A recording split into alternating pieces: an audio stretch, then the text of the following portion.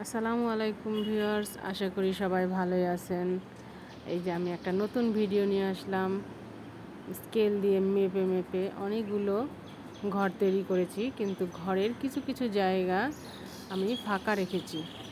আর এই ফাঁকা জায়গাগুলো আমি আমার মেয়েকে দিয়েছি, যেন সে সুন্দর করে লাইনগুলো সোজা সোজা করে টেনে প্রত্যেকটা একই সাইজের একই মাপের ঘর তৈরি করে। এই যে দেখেন ভিউয়ার্স, সে ঘরগুলো সুন্দর করে তৈরি করছে।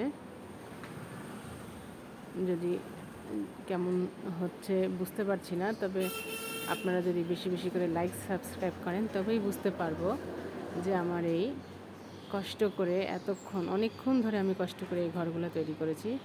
তাহলে আমি উপকৃত হব যদি আপনারা বেশি বেশি করে লাইক সাবস্ক্রাইব করেন।